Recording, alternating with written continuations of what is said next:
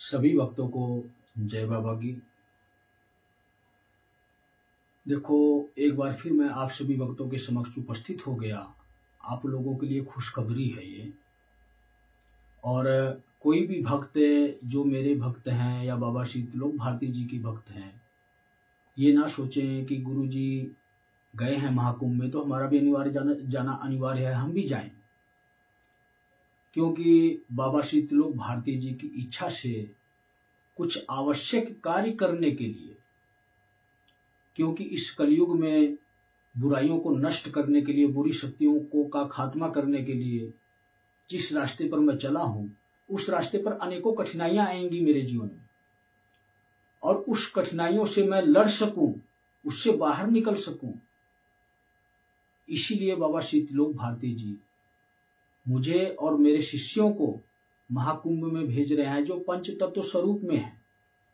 एक शरीर ये पंच तत्व स्वरूप में होता है, लेकिन इस शरीर में कब कौन सी दैविक शक्ति आकर उस महाकुंभ में, गंगा जी में,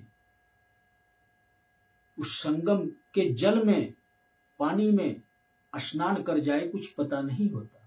अनेकों लोग महाकुंभ में आते हैं, साधु सन्यासी संत महात्मा। हर किसी के शरीर में कोई सा भी दैविक शक्ति प्रवेश करके स्नान करती है। इसीलिए महाकुंभ का बहुत बड़ा महत्व होता है, और इसीलिए महाकुंभ में साधारण लोगों का जाना मना होता है, साधु सन्यासियों के बीच में जाना मना होता है। इसीलिए महाकुंभ के नियम इतने सारे बनाए गए हैं।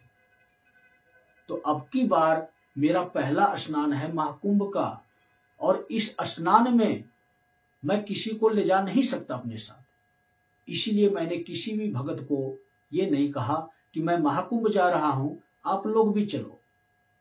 जब मुझे ज्ञात है वहां के नियमों का, तो मैं क्यों इस नियमों का उल्लंघन करूं। तो मैं फरवरी के महीने में 12 तारीख को पूर्णिमा वाले दिन, जो 5वां शाही स्नान है, उस स्नान में महाकुंभ की धरती पर आगमन करूंगा, प्रवेश करूंगा महाकुंभ में स्नान के लिए। और यही कामना करूंगा शिव शंकर महादेव से कि इस सृष्टि में जो घटित होने वाला है, उसमें जो साधारण लोग हैं, जो परमात्मा को मानने वाले लोग हैं, जो शिव की शक्ति को मानते हैं या अन्य किसी भी देवी देवता की शक्ति को मानते हैं, उनके जीवन में कोई कठिनाइयां उत्पन्न ना हो। इस सृष्टि के फेर बदल में यही कामना लेकर मैं महाकुंभ में जा रहा हूं, उस शिव की नगरी में जा रहा हूं, समाज कल्याण के लिए। तो मेरा विश्वास है कि आप भी घर बैठे ही शिव को प्रणाम करेंगे।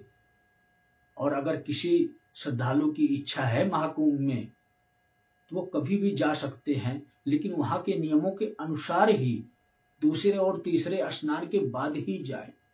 मैं यही सबको निवेदन करूंगा। तो सभी भक्तों को जय बाबा की।